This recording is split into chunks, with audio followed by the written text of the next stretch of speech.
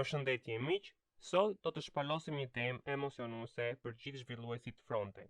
Përmirësimin e aftësive tuaja duke përdorur një framework i cili quhet Next.js.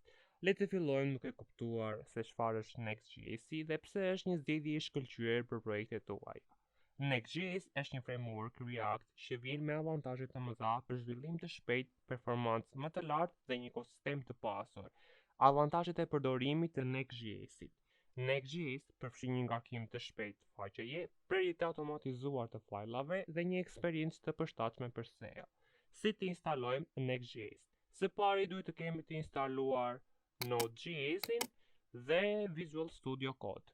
VS Code është një editor i thjeshtë dhe i lehtë për të përdorur. Instalimi i Next.js-it në VS Code është një proces i thjeshtë, pasi Next.js është një framework i bazuar në JavaScript dhe ka një ekosistem të përshtatshme për zhvilluesit React.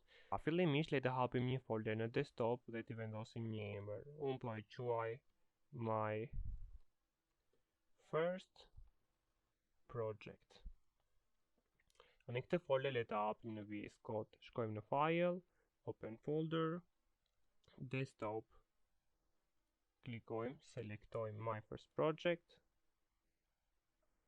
Më pas hapim terminalin për të bërë instalimin e projektit. Për instalimin e projektit Next.js përdorim komandën npx create next app dhe gjithashtu i vendosim përsëri një emër. npx create next app my app. Përpara instalimit të plotë, do kemi disa pyetje. Për shembull, nëse duam të përdorim Transcript në këtë projekt ose jo, në këtë rast klikojmë jo.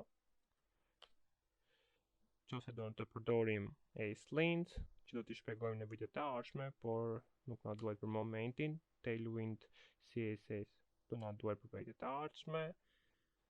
Source directory yes, app router no, import alias no. Tani le t'i hidhim një sy se çfarë ka brenda folderit të krijuar përpara se të bëhet instalimi i plot dhe t'i shpjegojmë gjërat më kryesore. Not modules. Ky folder përmban të gjitha paketat, librarit e instaluara. Këto janë paketat e projektit Next.js që përdor për të funksionuar. Public folder. Ky folder përdoret për të ruajtur imazhe, ikona dhe çdo resurse të tjera. Pages. Ky folder është nga folderat më kryesor të Next.js-it. Çdo dosje, folder përveç app.js, document.js, API qëndron për një faqe në projekt, për shembull index.js paraqet faqen kryesore.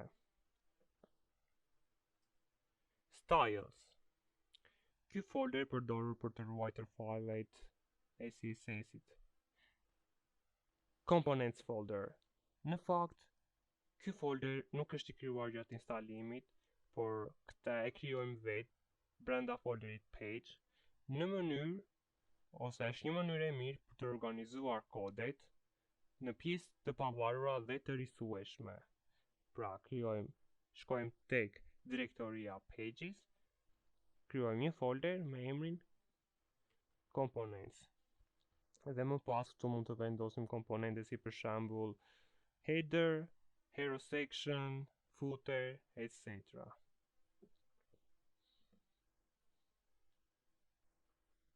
Next.config.js. Ky është një file konfigurimi që mund të përdoret për të konfiguruar projektin tuaj Next.js në mënyrë të personalizuar. Package.json. Në këtë file janë të gjitha informacionet apo të gjitha librarit që ne i therasim, i instalojmë për projektet specifike, si për shembull në këtë rast kemi instaluar Tailwind CSS. Siç e shohim, instalimi ka përfunduar me sukses. Tani, për të startuar serverin, fillimisht hyjmë në direktorin apo në folderin e krijuar my app. Ne ka përdorur komandën cd my app. Dhe më pas nëpërmjet komandës npm run dev do të bëjmë të mundur startimin e serverit.